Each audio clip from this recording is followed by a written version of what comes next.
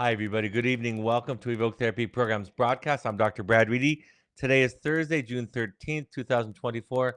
I'm so glad to be back after about a 12-day sore throat sickness. So glad to be back. Glad to be able to speak to you as we begin this evening. Tonight, I'm going to be talking about a subject that I've covered in the past, but not recently. I'm going to be talking about technology addiction. And I'm really excited about this topic, actually, because in preparation for it, I read a couple of books to reacquaint myself with the literature, to get steeped in what the science is telling us about what we already know intuitively. And that is that technology, social media, games, being addicted to screens can be something that affects all of us, and especially our children who are vulnerable. Before I get into that, I'm going to make just the announcements, kind of cover our one thing tonight. And the thing I want to cover again is our intensive program. If you want to do a deep dive into your own work, if you're a parent, if you're a spouse, if you're looking for some kind of clarity or peace in your life, if you're struggling with anxiety, depression, if you just have questions about what the work is when we talk about the work, finding you is our offering. I can think of no better investment that you can make, not just in yourself, but also in your child and in your family. We think that this fits very well with the idea that the number one contribution that a parent can make to their children is a secure attachment, a stable, secure, attuned self. And the number one predictor of an individual's ability to provide that attachment is how well they know themselves. So, finding you is our offering. I'm a huge fan of it. It's something that I do for myself every year, something that my family does, that many of our managers and leaders in our company do. We do it somewhere else, of course, but we believe in this work. It's something that we practice ourselves. Our next offering, June 19th, next week, is full. July 24th is the next offering. And then I will be in New York City doing an off-site Finding You. So in New York City, just outside of the city, July 31st through August 4th, I'm going to be leading Finding You. So if you're interested in doing a Finding You with me, this will be the only Finding You workshop that I'll be leading in 2024. We also have online options, and what we're really excited to announce today is that all current wilderness parents, all current families who have a child in wilderness are able to come to our online Finding You free of charge. If you're not a wilderness family, you can come with a small fee. It's about half the cost of the in-person Finding You. It's about a third of the cost and about half of the time. So if time and money are at a premium, it's a wonderful opportunity. But from now on, if your child is enrolled with our program, you can attend the online Finding You. You also, of course, can attend and check out our custom intensives for couples, families, and co-parents. You can go to our website or intensives at evoketherapy.com. So with that, let's go right into the content tonight. A couple of books that I read. This first one is from The Screen Time Solution by Emily Churkin. And she's quoting somebody else, Edward Tufts, that says, there are only two industries that call their customers users: illegal drugs and software.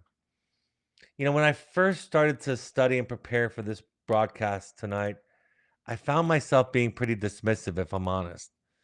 And I could feel my defenses. I figured out after several days of studying and reading that really what I was defensive about was my own addiction to my devices. As I became more and more acquainted with the science of addiction and saw that there's virtually no real differentiation between substance abuse addiction and process or behavioral addiction, as they call it. There's no real difference in terms of what happens in the brain, maybe levels of severity. That it was hard for me to take that in and recognize my own compulsion to use my devices to escape the moment. I love the definition of addiction that says that a compulsive behavior that takes us away from being present in our everyday life. And our devices can do that for us. And so if you're like me and you're listening to this and you're thinking, I think that this is too alarmist and too overblown, I would invite you to read the books to become acquainted with the science, and like me to ask yourself, is part of what you're defending and resistant to your own use of devices? From another book that I read called Irresistible by Adam Atler, he said addictions aren't driven by substances or behaviors, but by the idea learned across time that they protect addicts from psychological distress. So this idea that we can go somewhere else to not be present with our own circumstances. That's the feature that pulls us into addictive, repetitive behavior. This idea that we don't have to suffer. And sometimes that suffering is just sitting with ourselves. How many of us at a stoplight, just the 30 seconds or so that we're at a stoplight, will look at our phone and check messages, look at our phone and check to see if somebody has reached out to us, or something on our device, an email, just scan through the device. We don't even like to stay present in the few moments where we have nothing to do but wait for the light to turn green. Again, from Irresistible, Walter Isaacson, who was the individual who wrote the biography for Steve Jobs. Walter Isaacson, who ate dinner with the Jobs family while researching his biography of Steve Jobs, told Bilton that no one ever pulled out an iPad or computer. The kids did not seem addicted at all to devices. It seemed as though the people producing tech products were following the cardinal rule of drug dealing: never get high on your own supply. This is something that he noticed not just with Steve Jobs, but with other leaders in the tech industry. They were aware, probably because they were aware of the extensive research and science that goes into designing technology to get us hooked in, because they were aware of how much research and development is spent to try to get people to get hooked in. They were able to recognize the harm and the risk of having children, their own family members, become too over involved, too casual with their devices. And I think that's a profound answer, because once you start to read, and I won't be able to even touch upon the many areas of science and research that they use to replicate gambling, to replicate other things that cause us to become compulsively addicted. I won't be able to go through all of it, because it's research study after research study after research study. You'll be amazed, and you'll become quite aware of the fact that if you're not honest with yourself about the harm that it's doing, how it's pulling you away from your family, how it's pulling you away from your feelings, from your distress, if you can't accept that, and they make the point very clearly that many people, no matter how harmful you describe the substance, or in this case, the behavioral process to be, they're fairly untouched by it. It doesn't really make a difference. But when you understand that there's an entire industry that is working to figure out how to hook you on their product, and really nobody likes the idea of being controlled, that can be the one thing that can wake you up to this process addiction, to this dangerous slippery slope.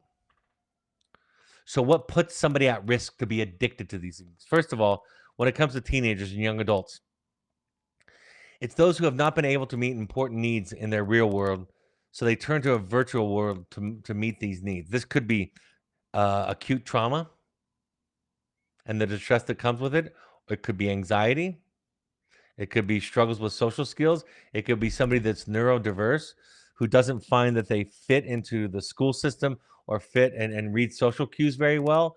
And so they find their everyday life to be so unsatisfying and so anxiety producing, and that puts them at risk for these devices that promise a dopamine hit. And I'll be talking about this a lot tonight. This dopamine hit with relatively simple, repetitive interactions. Electronic addictions, when I talk about those, I'm talking about anything from television and streaming. One of the things that they talk about in one of these books is cliffhangers, and the science that goes into cliffhangers. That a good show at the end will leave you wanting, and so many of us are familiar with the idea of binging. If you're like me and you're honest with yourself, you'll admit that there's been times when you've watched shows a lot longer than you promised yourself that you were going to do on a given evening. In fact, one of the things that I learned to do in my own binge watching weakness was to stop an episode midstream when the episode lulled. Because if you make it to the end, they design it psychologically to want you to come back. Your body becomes hungry for the closure, for the solution, for the even in music. They talk about it in music, that people that can design songs that don't quite close, and that will end up being something that rings in your ear over and over again. Something you end up, they call them earworms, something that will cause you to think about the song over and over again. So they use these cliffhangers to do it, and it can be something that's common with television and streaming. Of course, our phones and our screen time are probably the most universal addiction that all of us share. Video games, online games, the internet itself can be very addictive. The incessant, the limitless amounts of information. Remember, even the click of the mouse, the click of a button, the click of a hyperlink can give us a slight dopamine hit. And dopamine is the part of our brain that gives us pleasure, the chemical in our brain that gives us pleasure. So everything from the sound of the mouse, the sound of the keyboard, the sound of buttons, just they actually do research on just buttons to find out which button is most likely to result in somebody repeatedly pushing it. Instant messaging, of course, text messaging, the ping that goes off. One of the things that they talk about, one of the most difficult things about this kind of addiction is that once you're addicted, that so many of the ideas and tools that we would use to prevent addiction become almost futile, meaningless. Not plugging your phone in and putting it by your bedside at night, not having your phone in your bedroom. One of the techniques that they encourage for people is something called living out loud, where you narrate to your family. In fact, we after I've been studying for this, we started to do this in my family, where if I go to my phone and I'm in a group setting anywhere, that I say, "Look, I have a question from work. I'm going to answer this. This is going to take me 2 or 3 minutes, and then I'll be back in the discussion instead of just going to my phone." But all of these things, all of these interactions, all of these buttons, all of these sounds, all of these clicks, even the tiny little haptic vibration on our phone or on our smartwatches is designed with brain science in mind. It's designed to give us a little dopamine push, which brings us back for more, which eventually leads to us being insensitive and needing more and more, just like a drug. And then if we pull away from it, if we go to some sort of state of detox, we find ourselves withdrawing, experiencing the withdrawal and the low mood. The classic and maybe the most insidious and comprehensive form of video games is called MMORPG, multiplayer online role-playing games. And what they do with these is they use everything. They try to include in these games everything that they know that addicts people, things that addict, that cause addiction in women, things that cause addiction in men, and there's been an increasing level of addiction in females, especially over the age of 18. 18 to 35 has become one of the largest groups of those addicted to technology. They find in these MMORPGs everything. They give you a sense of community. You have to spend hours and hours. And just like when you are gambling, the more money you spend, the more likely you are to throw bad money after good. The more likely you are to become invested. The more likely you are to value the activity. So these multiplayer online role-playing games really try. In fact, they will borrow from other games and insert those into their game, into part of their massive game system to try to get everybody addicted as much as possible. Social media, of course. All of the participation in these addictions, these online, these technological activities create a greater risk for mood disorders. Essentially, the research suggests the more social media, especially with teens, the more mood disorders, the more depression and anxiety. And just like any addiction, we've known this for years with substances, that when the brain is at a critical place of rewiring itself, like it is during the teenage years, which in brain science is considered 13 to 25, that when the brain is rewiring itself, that it is especially susceptible to being wired for addiction. So when a brain is vulnerable, when it's plastic, when it's pruning and shaping itself, and if we're introduced to drugs, if we're introduced to technology earlier, the more likely we are to be programmed for addiction. So the one thing that is probably obvious to everybody, is everything that we can do to resist longer and longer and longer to introduce our kids to screens and to devices, the better. And in this world, there's so many things pushing against us. There's peer pressure from, what are the next door neighbors doing? There's this idea that there's so little safety in the world and we need to be tracking our children and where they're at. It gives us a sense of control. But the fact of the matter is, the earlier we introduce these things, the more likely the brain is to be wired for this addictive pattern that I'm going to be describing a little bit later in detail.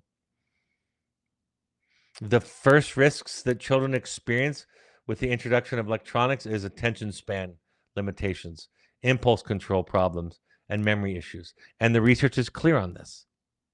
There's no debating virtually anything that I'm going to talk about with you tonight. It's clear.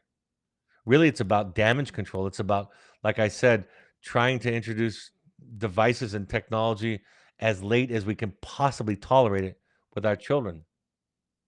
And then, like it is with any addiction, becoming honest with ourselves about our own addictions, becoming honest with ourselves about how we're using these devices. And I think, I've known this for many years, that one of the elements of good substance abuse addiction treatment, substance use, substance addiction treatment, is that we want to teach people about the psychological and the neuro and the physiological science of it. The more you can teach people about what's going on, the less likely that the activity, the chemical, is an escape.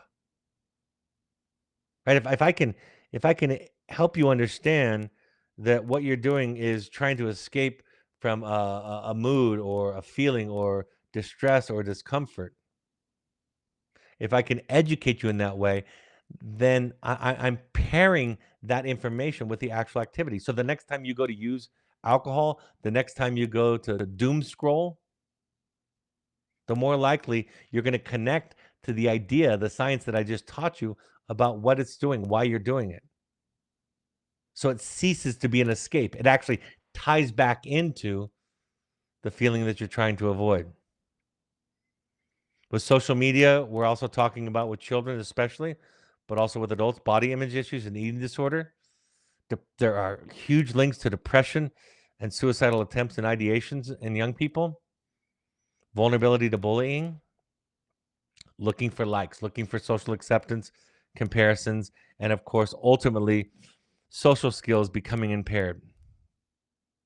Because of the way that we can and do interact through our devices, it lacks the organic nature of face-to-face, person-to-person interaction. We can type and edit and think, and we can curate our lives, our responses, even our personality through our devices in ways that we can't in real life. And it gets to be the case with many of our kids that we see and treat, that by the time they get to us, their inability to interact socially is significantly impaired.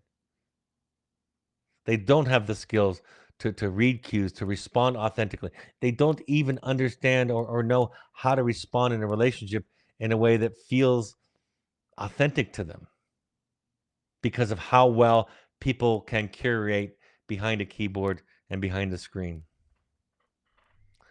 So let's talk about why these games and devices and activities online are so addictive. The most important thing is to understand that these devices are designed with something called persuasive design. Persuasive design is the same science that's used in the gambling industry. In fact, most of the folks who work in the gaming industry, or at least most of the gaming companies, hire people who design, for example, slot machines.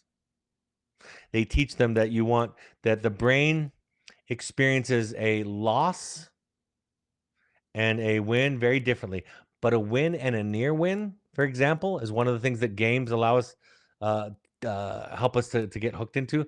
That the brain experiences a near win or near loss, depending upon your language, as a dopamine hit. That there's a rush for it. You're scratching off your scratcher, your lottery scratcher, and you're supposed to match four. And the reason you get to the fourth one and it's always the wrong thing. It goes from a Liberty Bell to a cherry, or from a cherry to a horseshoe, is because your brain experiences that near win with a slight dopamine rush. So you're pulled back into it. You want to buy another ticket. You want to try again. So teaching our children about persuasive design, the examples they give in the literature are when you set a boundary with a child, when you try to pull a child away from a device, when you set a boundary with a child with a device and they go over all of those experiences, and the child throws a tantrum, that the child goes absolutely berserk and crazy. You can talk about it in your family. This is because of persuasive design. It's not inherently your fault. You are being conditioned. You are being wired. You are being trained by these brain scientists to have this kind of reaction, to have this kind of tether to your devices. Just like a lot in the substance addiction field, the more that we understand about the science, the less judgmental, the less we think of it as a moral failing, as a character flaw. And the more that we start to understand it as science, the same way that we talk about in these broadcasts all the time, that when we realize that people are responding from a traumatic response, from traumatic wiring, it stops to be good and bad. Someone stops to be less than, and they're just merely the victim of circumstances, the victim of their own neurology, the victim of being human. Online, you can create a character either through social media or also through your role playing games that compensates for the sense of powerlessness, alienation, and insecurities. I don't like when people criticize the selfies. I can't stand when teenagers, and it's often teenage girls, get criticized for being vain for the amount of selfies that they take. Because all you're doing is criticizing somebody's insecurity, somebody's childhood wounding. If they are looking for attention, we can easily reframe that in a therapeutic sense as looking for connection, looking for validation, looking for that sense that one is okay. There's this pseudo-like connection that gets created online through games or social media, where we have the experience of connection to somebody else on the other side of the screen, on the other side of the keyboard, but it comes with a lower risk, without the risks that happen in real time with somebody. You can't delete or edit yourself in real time the way that you can, like I said before, through the pictures, through the filters, through the things that you write. One of the most important things is the intermittent reinforcement schedule, which is the principal feature in gambling. And let me just explain it to you this way.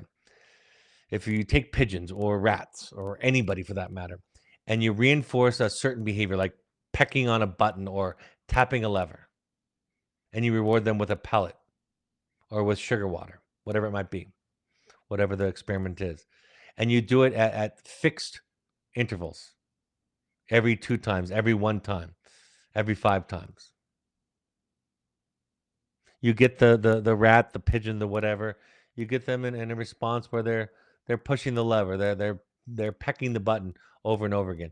But what comes is what this study really attempts to show is what happens when you turn it off. Well, if somebody's getting rewarded in fixed intervals every 2 times, every 3 times, every 5 times, and you turn it off, the rat, the pigeon, the mouse is going to stop pushing the lever, pushing the button eventually, really quickly, actually. But if you randomly reinforce that, so sometimes it's 1 time, sometimes it's 3 times, sometimes it's 5 times, sometimes it's 7 times, sometimes it's 10 times, and you keep that schedule going, and then you pull back the reward, you cut off the reward, that rat and that pigeon will keep punching a significantly longer period of time. So intermittent reinforcement schedules are key to hooking people, are key to keeping this dopamine pattern alive and well in the individual. Proximal development, easy entry into a game, something that's easy to do so you can start, something where you don't have to read a manual and you can learn without the experience of being taught. If you've ever played Tetris, which is one that they talk about early on as a great example of a game that had incredible success at hooking a lot of individuals, mostly at the time adults. It only takes just a few moments to kind of see how it works. You don't need an instruction manual. You don't need to read anything. There might be a 5-second instruction, but then you're in the game. And right away, you're starting to experience this dopamine cycle, this reinforcement. That not only see, it's not just that we are an organic algorithm. We are made up of chemicals, of neurological firing. And so whether you're putting heroin in your body and getting a dopamine rush there, or pressing a button and getting a dopamine rush or push there, it's the same thing. At a physiological level, it's the same thing. It's a dopamine hit. And proximal development is a great way to get people in a very, very simple way and get them started. You develop relationships, these pseudo relationship I mentioned with other players online that can type on the screen and communicate with your friends. So you have this sense of community. You gain power and climb up levels. Levels are very important in the design of games. We get very bored if games don't get more difficult. And these things require hours and hours and hours. And within games, you're asked to purchase things. You're asked to add on armor, add on skill sets, right? They want you to keep playing. They're tallying the dollar signs as you keep playing. And then you're throwing bad money after good. After you've spent 100 hours in a game, you're invested. And they show all kinds of experiments in examples that have nothing to do with technology to show that people that invest in something value it more. And everybody knows that. You know that these are principles of the human design. I remember when I was a little kid and I paid for my first bike with my paper route. I treated that bike better than the one that my parents bought me. And that is an invariable result of investment.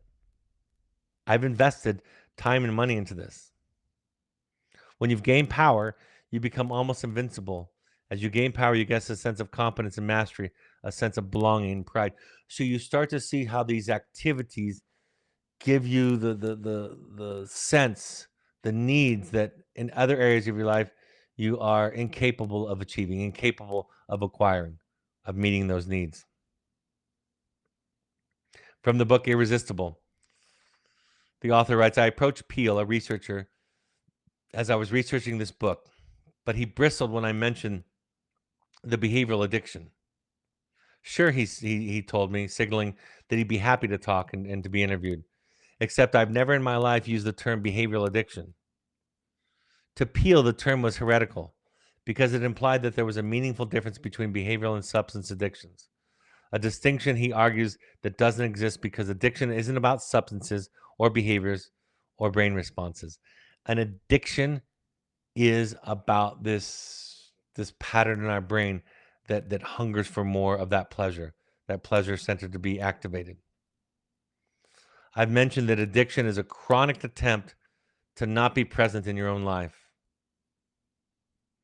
So what this implies is that the opposite of addiction is mindfulness, being present in your own life. Some people say that the opposite of addiction is connection. But connection means that you're present with another person. The one thing that distinguishes sapiens from virtually every creature in the world is our ability to organize in complex groups. We have inside of us a sort of a homing device, an instinctual core need to connect to other people. And when that is blocked for whatever reason, it might be because of the situations, the circumstances, it might be because of trauma. We will seek out anything that approximates that experience. And because of the introduction and the proliferation of technology, there are many opportunities to experience distortions of this connection, distortions of this sense of being connected to a group or to others, of belonging. What defines addiction traditionally is tolerance and withdrawal. And that's true of behavioral addictions, process addictions, those are the same kinds of things, or substances.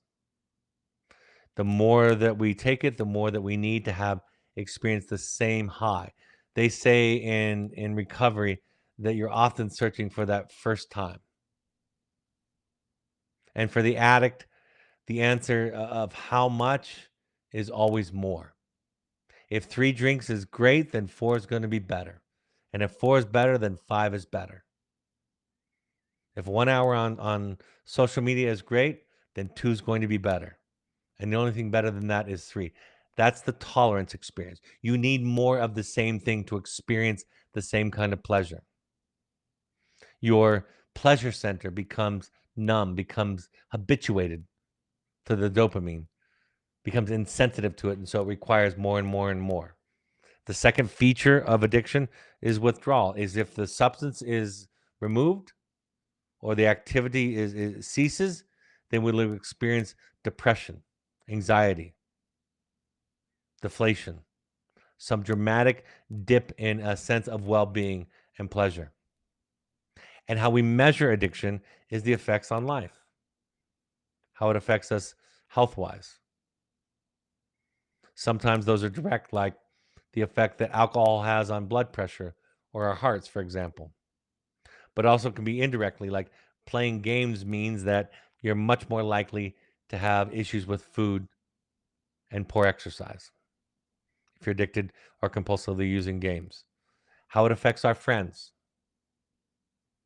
We stop being friends with the old friends. We find new friends, and the only people that we hang around are the people that engage in the same repetitive behaviors that we are.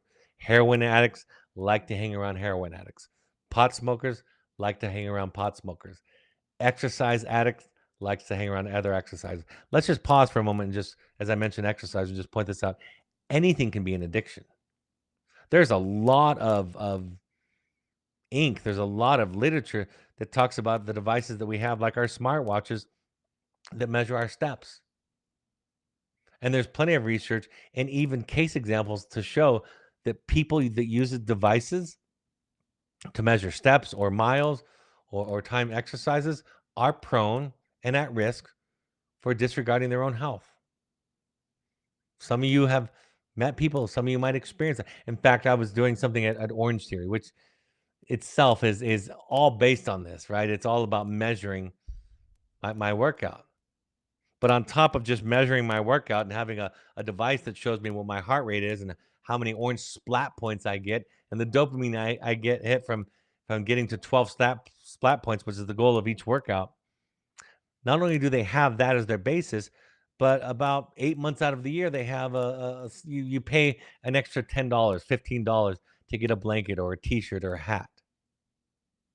And what I learned after my first year at Orange Theory is if I sign up for those, that's over the top. I found myself doing a marathon month and I wouldn't stop exercising until I got to my marathon goal. Even though I was starting to experience some stress injuries, even though I was starting to feel sick and could benefit from a rest day or two.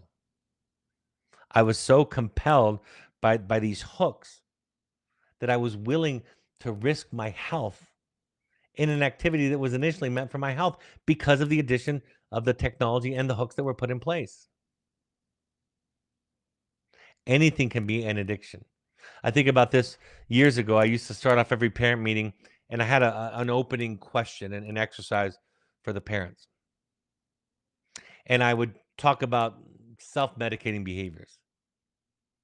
And I was very, very clear after the first few. I decided to do this. For years, I did this. I would ask the group of parents, anywhere from 8 to 24. I would say, what are some examples of self medicating behaviors that we all engage in? I would use that language. We all of us, we. And week after week, year after year, not one parent put up their work as a possible self medicating behavior. Workaholism. Never. And the reason is, of course, is because no parent has ever accused their teenager of being a workaholic. And now that's not true, probably. But in my study, my self-designed study, no parent ever thought about work as an addiction because only adults do that. And we're blind to our own addictions. We're in denial to our own ways of self-medicating. So anything taken to an extreme can become dangerous. Anything. Water. Too much water can kill us. So how it affects our health, how it affects our friends. We change our friends. Of course, how it affects our academic or professional life. We miss days at work. We put off schoolwork. It can affect our finances. These game designers are wonderful at giving you a free game, a free, simple game. You know, that's the thing about some of these games is they've gone backwards. You look at Minecraft, it has the graphic display of games that I had when I was a young teenager. So it's not about the sophistication at times of the graphic, although that can hook certain people, but it's about the way that they're designed in all these other ways. And what they have done with these games is they found ways to get you to pay to upgrade. You can lose certain lives, but you can pay for more lives, right? You can pay for extra bundles. You can do all of that stuff in game. It starts to affect our self care. Addiction is defined by how it affects our life. And that's why somebody can go out and have a drink. That doesn't necessarily make them alcoholic.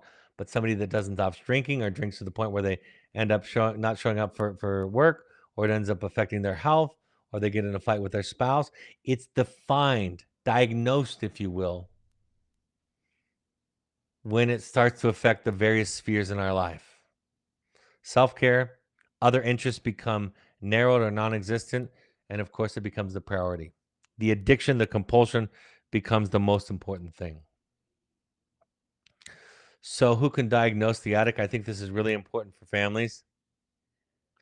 In a technical sense, really anybody with a mental health degree is licensed to diagnose by the state that they live in, if they're licensed. So that's the technical answer. But in the recovery world, it's not really important whether or not I say that my son or daughter is addicted to marijuana or is addicted to the internet. It's irrelevant. It's something that has to be self-diagnosed. So when parents try to present a case to me to tell me about their child and what they're looking for is some threshold, to meet some threshold, at which time I will agree with them that their child has a legitimate problem, then that for the parent justifies taking action. But the fact of the matter is, when it comes to our children, when it comes to our spouses and the people that we love, the good news is that your job is the same either way. Your job is to take care of yourself.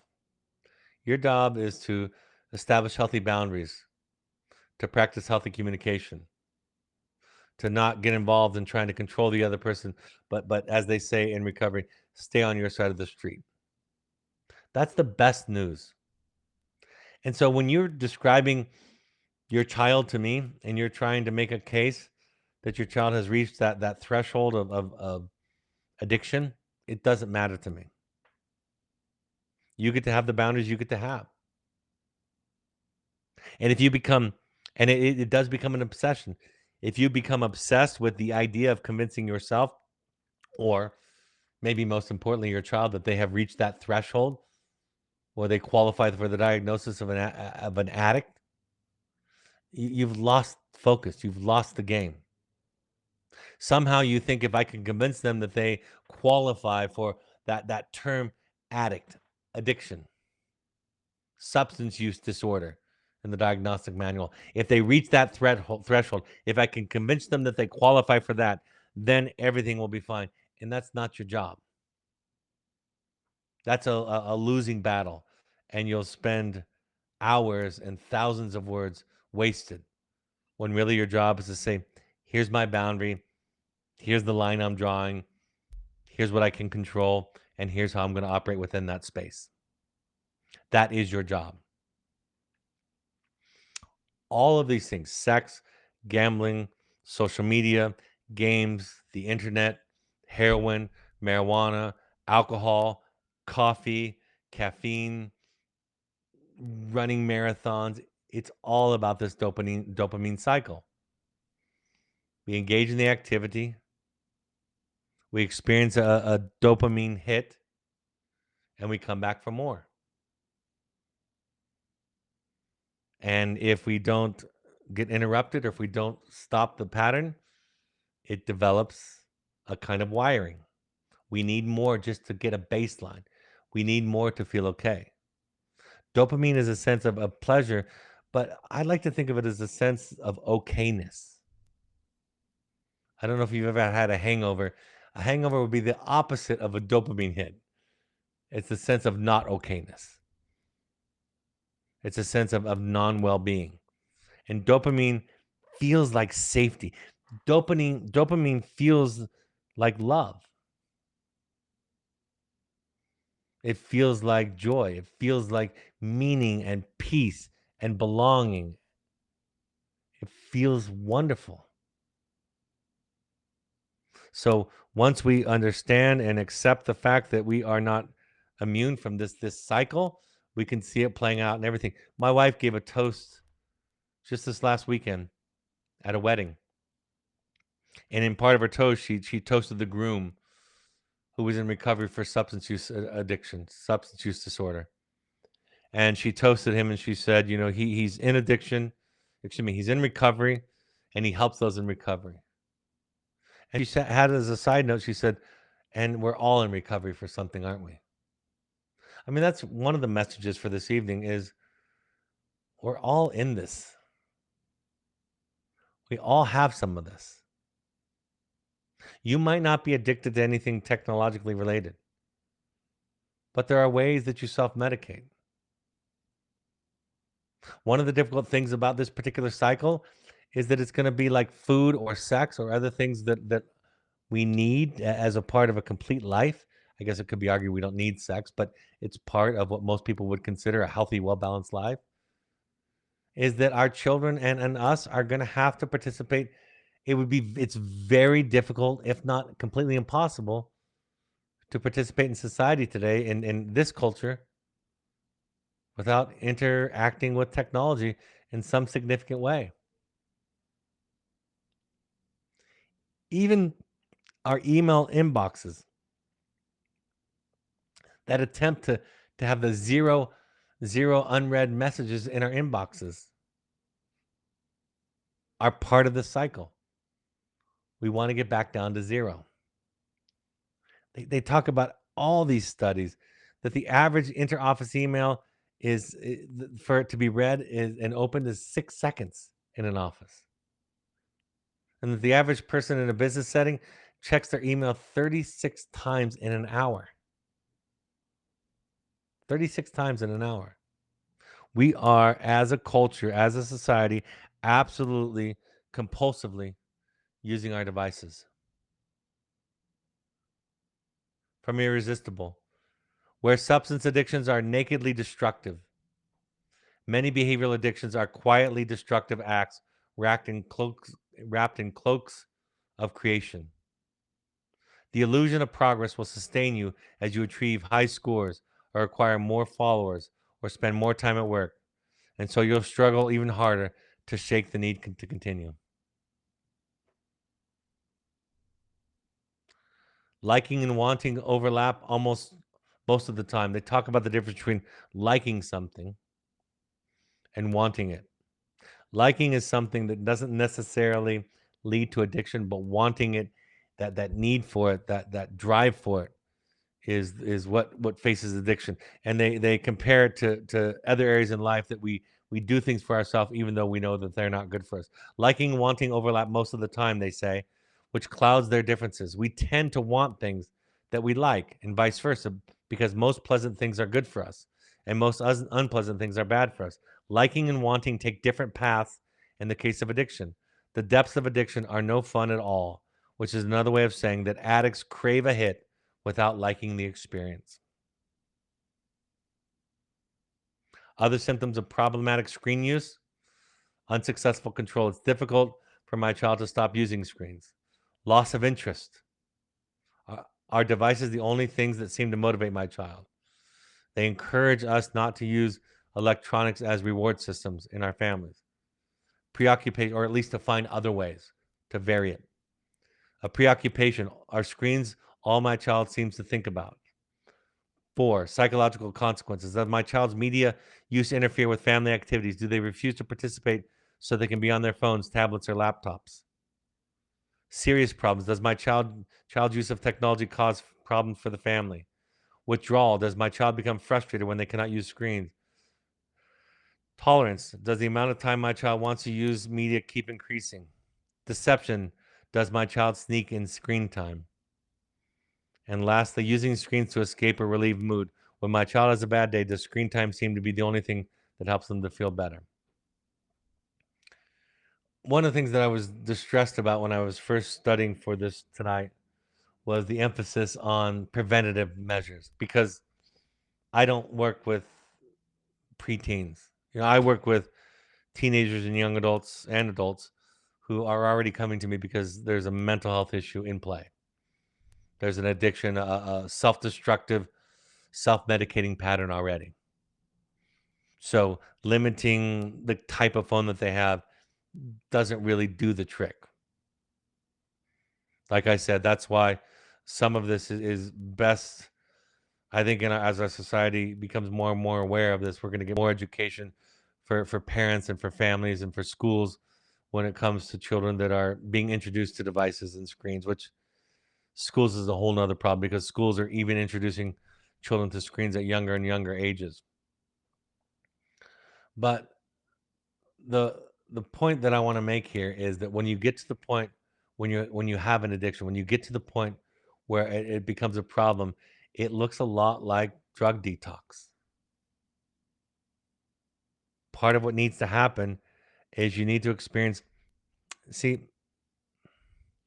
when you have an eating disorder, let's use anorexia as an example. There comes a point when the brain is starving. The brain doesn't have enough energy.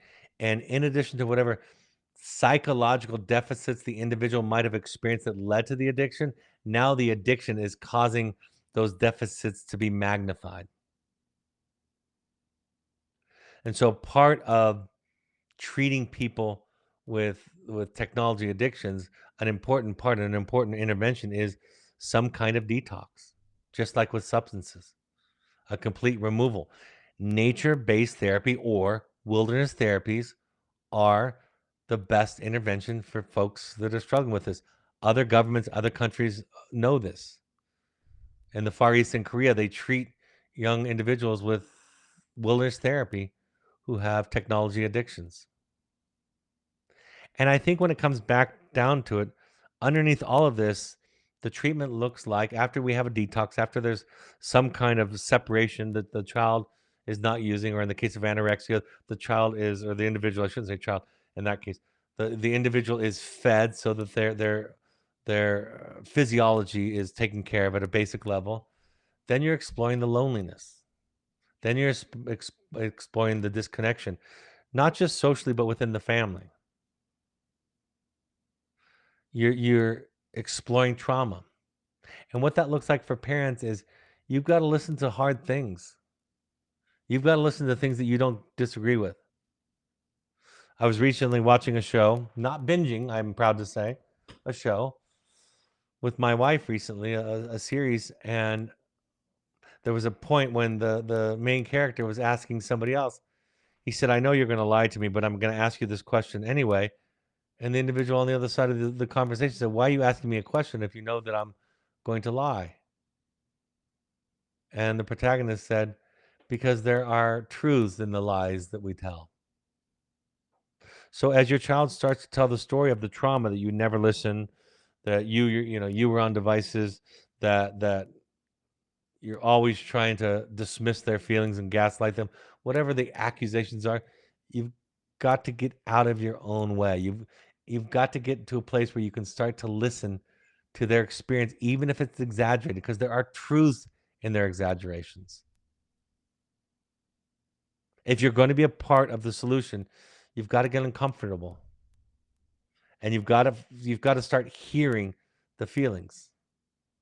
And what I experience as a therapist, in the role of a therapist, is when a child, especially in a family therapy session, is telling me or telling us in a family therapy session their list of grievances towards the parents, of which the parents disagree with a significant portion of the report from the child. I'll often just beg the patience of the parents to listen, because this is the antidote. Connection is the antidote for addiction. Connection, in a sense, in a very real physiological sense, connection, or the chemical experience in our bodies when we experience connection, that's what the person is seeking after in their addictive compulsive behaviors. So we've got to give them some leeway. You've got to let the identified patient tell you how angry they are. You've got to let them write that impact letter. You've got to let them tell their story, even if you don't find it to be true or accurate. You don't have to do anything. You don't have to apologize. You don't have to explain yourself. Just listen. Give them opportunity to explore the feelings, the experiences, the subjective reality that is theirs, so that we can get to this place where they feel safe, they feel connected, they feel seen, they feel heard. So underlying all the addictions, all the mental depression, anxiety, compulsive obsessive disorder, narcissism, under all of it, we're looking for this experience of validation and connection, this sense of safety, this sense of okayness, this dopamine hit, if you will. When I hear about addiction, and I hear so many professionals talking about family dynamics, things like enabling, rescuing, enmeshment, or punishing as tools to consider in the process. Really, what we're talking about is poor attachment, a lack of attachment. We're talking about developing a sense of self and awareness in the parent. The number one thing, this is what I started off tonight when I was talking about finding you. The number one thing you could do to help your children is to know yourself. I could simply repeat that sentence 1,000 times and it wouldn't be too much. The number one thing you can do to help your child is to know yourself. And even if that doesn't flip the switch in your child and change them in the way that you hope, you still are at a place of peace and clarity yourself. You still have a sense that you're doing all that you can. So you work on yourself. The enabling, the rescuing, the enmeshment, the punishing behaviors, all of those are things that you do. And what I'm describing is a way of being. Know yourself, know your wounds, know what your contributions are to your child's neuroses. Ask yourself, what is it about the life that we have created for our children that makes it hard for them to be present with it? And in very simple ways, one idea is, if a child experiences trauma, don't think of big T trauma, because that will, for many of you, that will, you'll stop listening right there. Just think of small traumas. Think of somebody making fun of them on the playground, something small like that. Maybe getting raising their hand in school and giving the wrong answer and feeling embarrassed. Something simple that happens to virtually everybody. If we can't be with the child in their trauma, that is, listen, be attuned, resist the urge to fix it, resist the urge to make it better, which, by the way, fixes it and makes it better. When we resist the urge to fix it, when we resist the urge to make it better, it paradoxically fixes it and makes it better, because the human being is wired for connection, is wired for attunement. So if you can learn to listen, if you can learn to be present, if you can learn to sit with them, if you can learn to hold them, if you can learn to tolerate your own empathic discomfort, your own empathic anxiety and misery, your own sense of inadequacy that you can't prevent your child from hurting, your own impatience that they don't have the wherewithal to see that somebody making fun on the playground is in the grand scheme of things nothing, whatever it is. If you can't do that, in essence, the child is left alone in their trauma. And when somebody's left alone in their trauma, they have just a couple of choices. The first one is they try to control everybody and everything around them. That's what we codependent parents do. That's why we struggle in parenting, because we're trying to control our children, trying to control what people think and feel and do and believe. So if somebody's left alone in their trauma, the only solution is because they can't find safety in their body. They haven't had the experience that it's okay, that they can move through it, that the stressful feelings are temporary, that they're transient, that they'll be something that they won't feel forever. If somebody isn't connected to a safe source, to a safe base in their trauma, the first choice they have is to try to control everything and everybody. And if they can't do that, then they try to control their own brain chemistry. If I can't control the world, I'll drink. If I can't control the world, I'll go to the device that never fails me. I can always get those likes, those hits, those wins. And so, really, we're talking about what we have control over, and that is our own emotional development. It always comes back to this, doesn't it? We have to look at our own deficiencies, our own neuroses, our own compulsive self-medicating behaviors, and how those dynamics are interacting with the identified patient, with the underdeveloped child, with the addicted person that we love. And in the end, we have to look at our own denial, our own justification, our own rationalizations.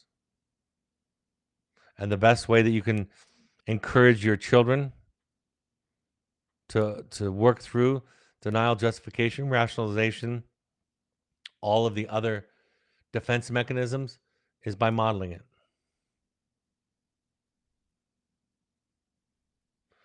Like I said when I started off, why we are defensive? Because I think we're all guilty of this to some degree. Not all of us, I'm sure, but many of us.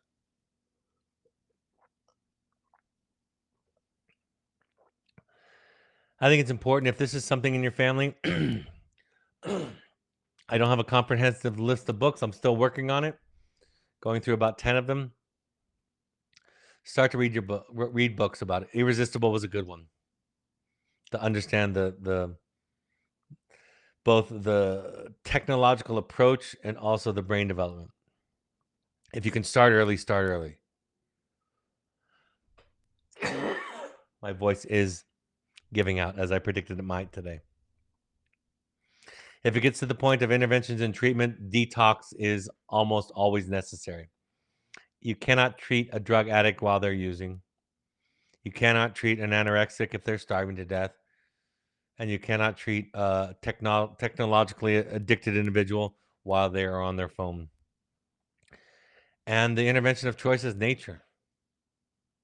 And that's why nature-based therapy or wilderness therapy is such a great match. It encourages mindfulness.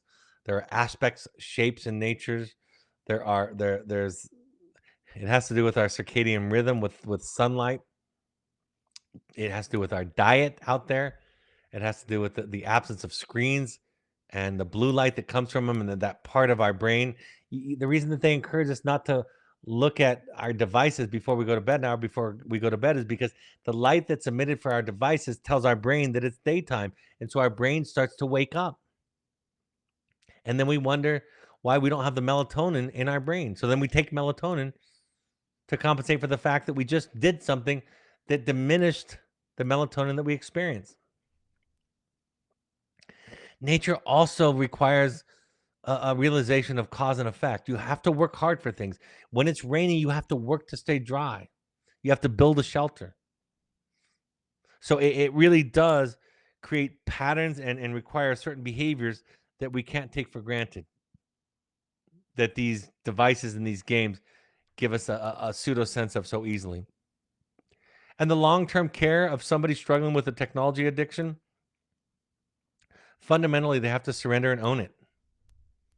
They have to know, just like the heroin addict or the alcoholic, they have to know that they have a propensity. They have to know that they have a vulnerability. People in recovery from alcohol don't go into bars. They don't hang out with their old drinking friends in the same ways. They change, as they say, their playgrounds and their playmates. They develop a practice and a community of others that are in recovery. It's not about when people say, "Hi, my name is Joe, I'm an alcoholic." It's not that they're limiting themselves. They're saying, if I don't pay attention to this particular vulnerability that I'll have, I'm at risk for dying.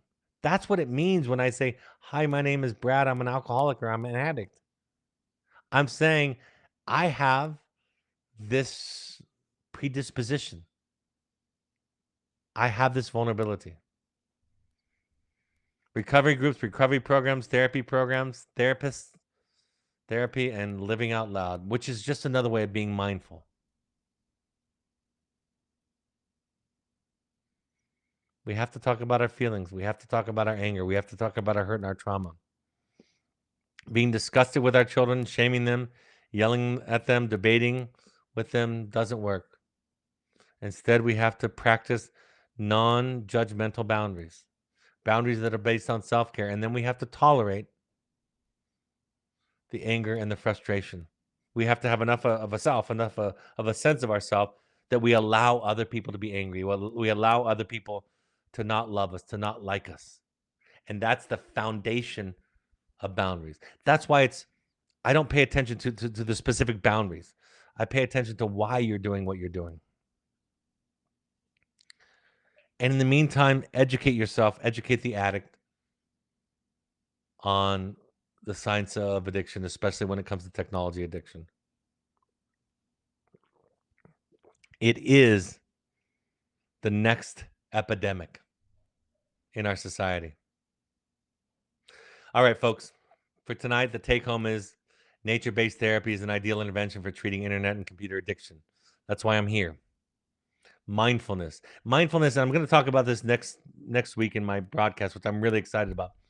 I'm going to talk about mindfulness is a much broader idea than simple meditation in the lotus position, right? Quiet meditation.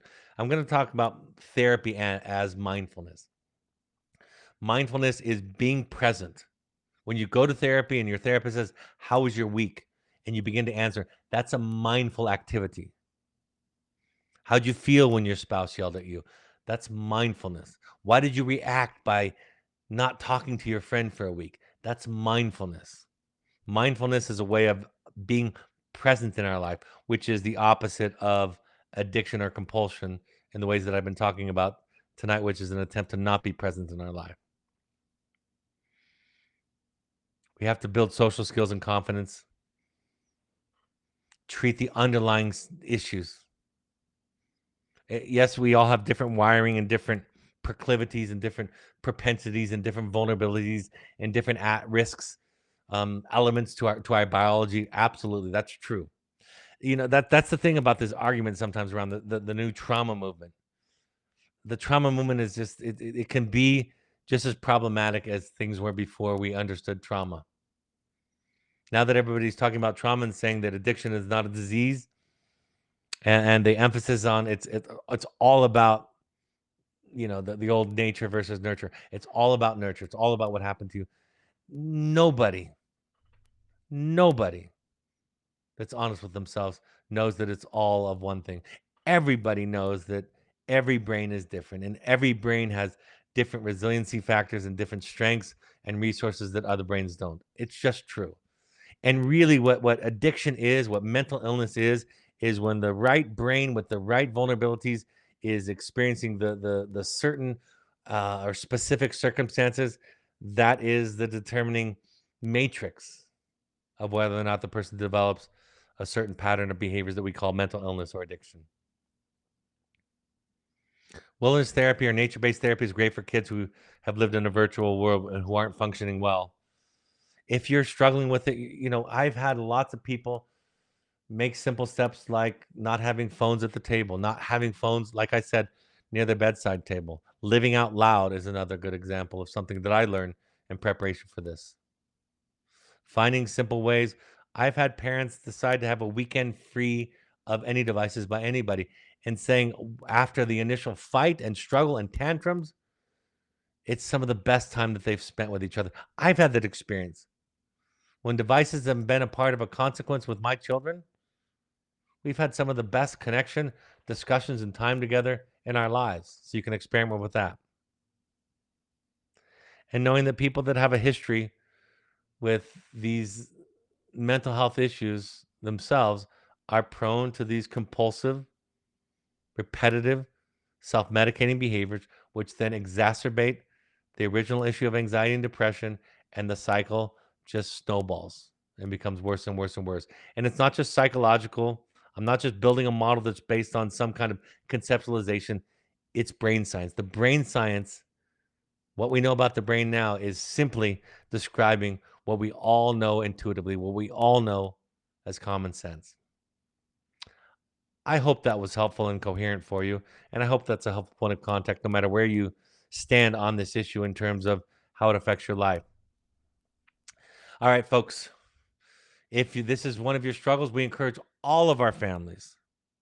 I encourage all listeners to just try out 6 of any of the following 12-step support groups: Al-Anon.org, Coda.org, FamiliesAnonymous.org, or AdultChildren.org. Also, RefugeRecovery.org or the National Alliance on Mental Illness.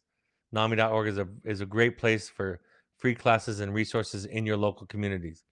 We have recently partnered with Other Parents Like Me.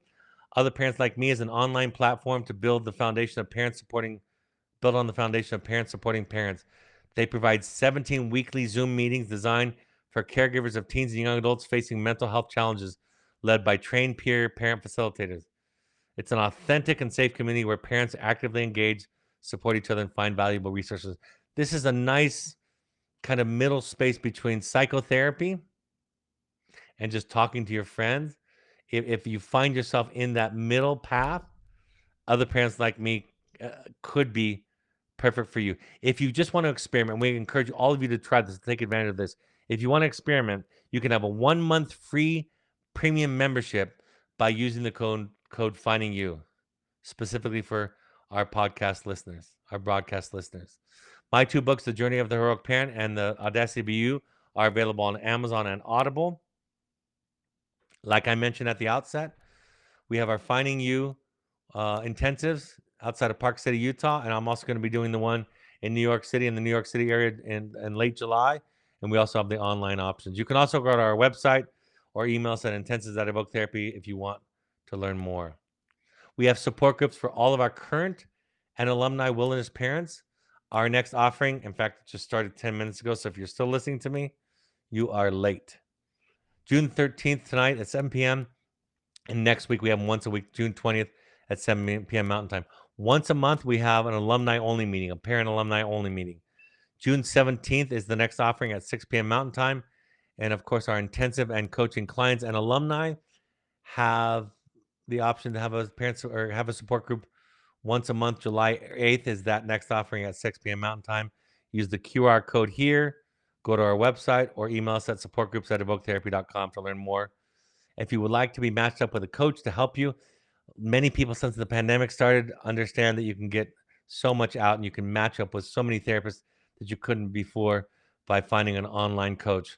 So if you want to learn about our online coaches and be matched up with one of our great coaches that's trained in this attachment-based work that we teach here, contact coaching@evoketherapy.com or go to our website to learn more. All of these broadcasts are available on Spotify or your favorite podcast app. Just go to your favorite podcast app and search Finding You and Evoke Therapy Podcast. Like us, subscribe there, and you'll be notified when each new episode drops. You can also go to soundcloud.com on your computer, and you can listen there. You can also go to Evoke's YouTube channel and watch the rebroadcast of these that usually gets released the next day, sometime the midday. You can find Evoke Therapy programs and me, Dr. Brad Reedy, on X, Threads, and Instagram using the handles @Evoke Therapy and @Dr. Brad Reedy, respectively. You can find Evoke Therapy Intensives on Instagram using the handle @Evoke Therapy Intensives. And on Facebook, you can find us by searching either Evoke Therapy Programs or Evoke Therapy Intensives. And our blog has wonderful content each week. And what I'm most proud about our blog is it's our staff and our therapists sharing about their own mental health journey. And I love that model that we're all in this together and we're all somewhere on the continuum of mental health. Next week, I'll be taking a Q&A next Tuesday, So you can send in your questions in advance, or if you're a live attendee, you can submit your questions during the live broadcast. Our email address to send in questions in advance or requests or suggestions is webinar@evoketherapy.com. And then next Thursday, a week from tonight, I'm going to be talking about mindfulness and therapy in a different way than you usually think about mindfulness for many people. All right, folks, I'm sorry to go over. I hope this was a helpful point of contact with you. And as always, for and on behalf of the people that you love and the people that love you, thanks for showing up and being willing to do your work. Have a great evening. Your participation in this makes all the difference in the world. Bye bye.